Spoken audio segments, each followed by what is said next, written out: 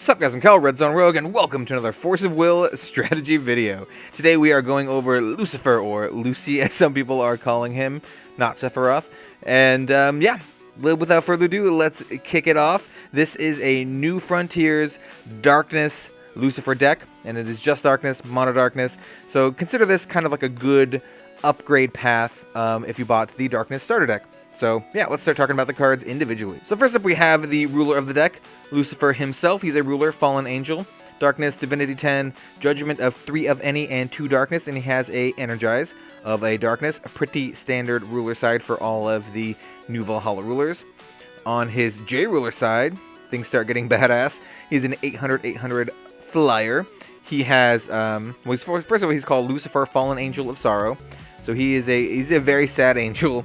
He still has Divinity 10, flying. Enter, your opponent discards 3 cards. And so, yeah, that's pretty good. Pretty basic. That's all he does.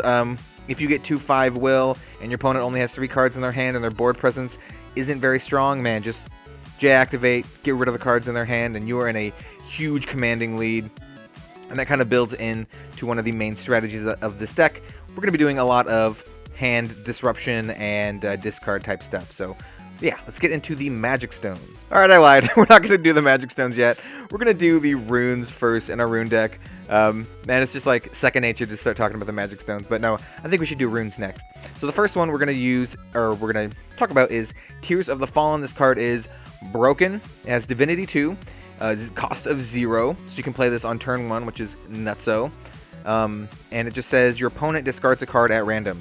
So that is just 1 free card from your opponent's hand, completely at random. The fact that it's random is insane. If it was like your opponent chooses a card and discards it, still good, but not like as insane as it completely random. So you can hit like a key piece of their strategy in their hand. This is kind of a no-brainer for any Darkness deck if you have like if they have Divinity. So yeah, very, very good card. Next up is Demon Invasion, another crazy good card, Divinity 2 as well. It costs 2 darkness, and this card says, search your deck for a card, put it in your hand, then shuffle your deck. That is insane, just for 2. This is a demonic tutor if you played Magic the Gathering. You can pick any card in your deck. Say you need a key piece of removal so you can win the game. Say you need a really efficient discard spell so you can check your opponent's hand so you can, plan out what you're going to do. Like, there's a lot of things you can do with this. Just being able to search for any card is really, really good in basically any card game. So yeah, this is also a no-brainer. Next up we have Scythe of the Reaper. I think this card is, once again, pretty good. Divinity 3. This one is quick cast, where the other 2 are not. Costs 1 of any and a darkness, and it says destroy target resonator with total cost 3 or less, and there are a lot of those in constructed. Most resonators are pretty efficiently statted, and a lot of decks run, low-cost resonators. So this one is also a no-brainer. Next we have the Master Rune for Lucifer, Black Rosario. Other than looking really awesome, it looks like, if you've ever watched Hellsing or Hellsing Ultimate, it looks like when Alucard reassembles himself as bats. You know what I'm talking about, you anime nerds out there. Anyway, what this card does, it says, you can only play this if your J ruler is Lucifer, or Lucifer, Fallen Angel of Sorrow. And it says your opponent banishes 2 resonators for just 2. And it's in your rune deck. And you don't have to, like, waste the card from your hand. This card is crazy. It gives you really, really good board advantage. And if you can remove, like, the smaller stuff ahead of time and make them banish 2 big guys, man, this card is a beating. I think this is one of the better Master Runes in the entire game, in my opinion. And then finally, we have Jet Black Wings, also really, really good. You can kind of see a theme here. We have a lot of, like, discard and removal and, that 1 search card. But, man, Jack Black Wings. Yeah, it's a good removal spell. Divinity 3 costs 1 of any and 2 darkness. It does have quick cast, which is crazy. And it says your resonators your opponent's control gain -600 until end of turn. That is huge. That will kill most 2-drops. Almost all 1-drops, and even some bigger drops, or just like mess up combat for them, or just anything. This card is fantastic, with a total combined rune cost here you can see of 12. You can play basically any combination of 4 of these. So say you did the 2 3s, you can still do another 4 for the total of 10. So you can basically play any combination of 4 of these throughout the game. Normally turn 1 you're going to be dropping this guy, and then after that it's just kind of figuring out which ones of these you need, to win the game. Sometimes you'll need specific spot removal, sometimes it doesn't matter, just get rid of 2 other guys, and sometimes they're swarming the board and you need to like wipe them all out. But yeah, for the rune deck, I think Lucifer has a really, really good, powerful option. Alright, the magic stones are going to be pretty quick and easy. So we're running Magic Stone of Corruption, obviously a full play set of these, and what it does is it basically lets us force your opponent to discard spells, or cards rather, which is good. So special magic stone, you can rest it to produce a darkness, you can rest it and pay 2 darkness, banish it, your opponent discards a card, and you can only play this during main timing, so you can only do it like during your turn basically, which is sweet. So late game, running out of cards in your hand, have nothing else to do, make your opponent discard a card, or they're down to their last card, just make them discard it so they're out of options. Really good card, and it's kind of a no-brainer in a mono darkness deck. So running 4 of these, and then all the rest are just 6 basic magic stones with, obviously the best art here. You can run the other special magic stone from the new Valhalla cluster from New Dawn Rises, but in attempt to avoid some minor special magic stone hate, I decided to just go with all basic magic stones for this. But you can run the other ones if you have them, if you find that you need them. I think they're kind of like iffy in this deck, but it's always an option. Alright, next up we're talking about Resonators, and we're going to start it off with one of my favorite new Resonators, Oborozuki. She is a... well, she's got a lot of text. She's got a lot going on for her. Let's just say that. She's a 600/600 for 2 darkness Resonator Vampire. When she enters, you can banish a Resonator. If you do, she gets a fresh blood counter. If she does have a fresh blood counter, she gains +200/+200 and flying, which is sweet. So she's basically an 800/800 for 2 if you can banish a Resonator, and she also has flying. And she also says whenever she attacks, you can banish a Resonator. If you do, target Resonator gains -400/-400 until end of turn. So she kind of just uses other Resonators as fodder to like power her up and kill dudes, which I think is pretty good. She has also a secondary ability of Awakening of Quad Darkness. So for 6 darkness, this quad plus the 2 for her casting cost, enter, destroy all J rulers. That's all J rulers, not just a J ruler, all J rulers. So just keep that in mind as you play Oborozuki. I've kind of run her over the rune that let you destroy J ruler because honestly, I don't really give a shit about destroying J rulers all that much, especially if you're running 4 Oborozukis. So yeah, that's what we're doing. And next up we have Skeleton Horde. This is probably the weakest card in the deck, but it's a really, really good fodder for Oborozuki. He's a 400/400 for 1. When he is put into the graveyard from the field, you get a 100/100 Darkness Skeleton. So it's basically 2 dudes in 1.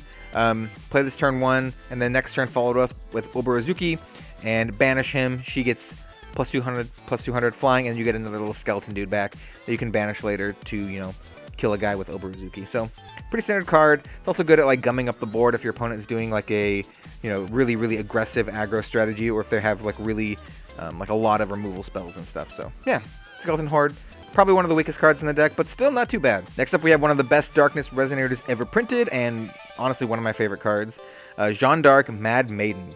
This card is incredibly efficient, really, really cool. I love the art. I love everything about this card. She's a 700/500 for 2 darkness. Pretty good stats. She's a human. She says she gains swiftness, and this card cannot be destroyed as long as there are 3 or more J Resonators, or as long as you control 3 or more J Resonators. So if you have 2 on the field and then you play Jeanne d'Arc, boom, swiftness and can't be destroyed, which is awesome. That can't be destroyed is now eternal, by the way. And it says if this card would deal damage to a J Resonator, put a -100/-100 counter on that J Resonator for each 100 damage dealt instead. So basically, deals damage to J Resonators in the form of -100/-100 counters, which is also really, really good. It is way more damaging than just doing damage. But if you hit your opponent's face, it still does damage. So yeah, we're running a full playset of these. This card is amazing, and we do have some other synergies with this in the deck. Next up, we have another busted Darkness card. You can kind of see a theme here, man. Darkness has a lot of low-costed, busted dudes. This is Ray the Black Owl. It is a 500/700. It is a beast. Costs 1 of any and 1 darkness. And that's basically it, except for it cannot be attacked. And also, at the beginning of your main phase, invert this card. And so its inverted side is 0 here. And 0 is, yeah, like broken in half, basically. 800, 900 with flying. Weird that the owl doesn't have flying, but she gains flying on this side. I don't know. In any case, still really good. 800, 900 flying for 2. That's crazy. And it says, entities you control gain. Whenever this card is targeted by a spell or ability, cancel that spell or ability. This ability triggers only once per turn. That is gross. That is super gross. It protects all of your dude. And it just says entities you control. So that includes 0. So in order to even remove this ability, they'll have to double it down, like target it twice. And 900 is a pretty sizable toughness, so it's pretty resilient to a decent amount of board wipes. 0 is fantastic. We are obviously running a full play set of these in the deck as well. Next up, we have a card that I really didn't think about too much until I really started to go over what Darkness has to offer in New Frontiers. And I thought, like, Blazer, Legendary Thief, is super good. So he's an 800 for 3 of any added Darkness. Not the best stats, but it gets a lot better from there. It says when this card enters the field, well, first of all, he has Precision, and he's a human / historical. That doesn't really matter. Precision can matter. But he says when he enters the field, look at target opponent's hand and choose a card. They discard that card. Put a +100/+100 counter on this card. That is all upside. You get to look at your opponent's hand, pick their best card. They have to discard it, and he gets bigger. So he's a 900/900. And he also says remove a 100/100 counter from this card. Choose one. Remove an attacking J Resonator battling with this card from battle, or cancel a spell or ability targeting this card. So he protects himself, or he protects himself either by removing a dude from battle or removing or canceling a spell that is targeting him. We run a full playset of him because that discard ability is super powerful, and as a dude on the field, very resilient and just pretty good all around. The final Resonator we run on the deck is Azazel, the Fallen Angel of Gloom. I love this card a lot. She's a 900, 1000 for 2 of any and 2 darkness, but she's not always that cost. She's a Fallen Angel Resonator, just flying. She says you may pay 2 less to play this card if your opponent has 1 or less cards in their hand. So she could be a 2-drop, which is very, very sweet. Just 900, 1000, 2-drop with flying. That's crazy, but she has more. She says enter, choose 1. Look at the top 2 cards of your deck, put a card from among them into your hand and the rest in your graveyard, or target 2 Resonators your opponents control. Your opponent banishes 1 of them. So, very, very cool. It's either a removal or it gives you some card advantage. And not just like drawing a card, it's better than drawing a card. You get to pick the best card from the top 2 of your deck. And we run a full playset of these. Fantastic card. Synergizes really, really well with our discard stuff that we got going on. Acts as removal, acts as card advantage. Well, not really. It replaces itself, but still. Really, really good card. Kind of a no-brainer for this deck. And now we get to the super happy fun time cards. We have Look of Corruption. This card is very silly. For 1 darkness, champ, look at your opponent's hand, choose a card with total cost 4 or less, and we are playing Constructed in New Frontier, so there are a lot of those. They discard that card. If this card was awakened, also choose a card with total cost 5 or more. They discard, and it has an awakening of a darkness and a 1 of any. And so that's also, it says also choose a card with total cost. So if you do that 3, you get to pick 2 cards, 1 4 or less and 1 5 or greater. We are obviously running a full playset of these because this card is bonkers. Next up we have Thought Control. You know what? I thought Thought Control. I thought this card was insane before, but you know, seeing how Look of Corruption is just straight up better, it still makes this one pretty good. We are running a full playset of these. Your opponent reveals their hand, choose a card with total cost 3 or less, and they discard it just for a single darkness. So once again, not as good as Look of Corruption, but still fantastic. And we are running as many 1-drop, look at your opponent's hand, and they have discarded cards as possible. Next up, we have Faith in the Darkness. This card is super sweet, and it synergizes with basically almost every Resonator we have. So it says, look at the top 5 cards of your deck. You may put a Resonator with total cost 2 or less from among them onto the field. If you put Jeanne d'Arc, Mad Maiden onto the field this way, put 2 100 counters on it, and it gains swiftness and first strike until end of turn. Put the rest on the bottom of your deck in any order. We are running a full playset of these. This is just a pretty good semi-card advantage card that just If you don't have a dude in your hand, you can play this and just get a dude on the field. This card isn't needed in this deck. You can possibly put in some additional draw spells or some additional discard spells, but I really like it so far, and it's been working out for me. I would play around with it and see which one works for you. But once again, I like this card a lot, and I like Jeanne d'Arc, so it's in my deck. And the last but certainly not least, we have Life Severing Blade. This is our premier removal spell for the deck. It is a quick cast chant for 2 of any and 1 darkness, but take that with a grain of salt because it says, if a Resonator you control was put into the graveyard from the field this turn, you may pay 2 less to play this card. So if one of your dudes died, it only costs 1 to play. And it just says, destroy target Resonator, and we are running a full playset of these, because why would we not? Just a really good removal spell. Between this card, between all of our runes, and our discard stuff, and our Resonators, this deck is packed full of removal. It's packed full of discard. It's quite annoying to play against. I've gotten some feedback on, but I love it. It's my jam, basically, right now. And, yeah, let me know what you guys think of it. Let me know what you think of the video in the description, or in the comments down below. I can speak, man. I can do YouTube stuff. And, like, comment, subscribe. Follow me on Twitter at RedZoneRogue. I hope you guys liked the video. I hope you stick around for the next Force of Will video. We are doing Brunhild next, and let me know what you'd like to see after that in regards to what rulers I should do.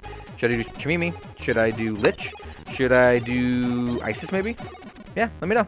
Have a good one, guys, and I'll see you later.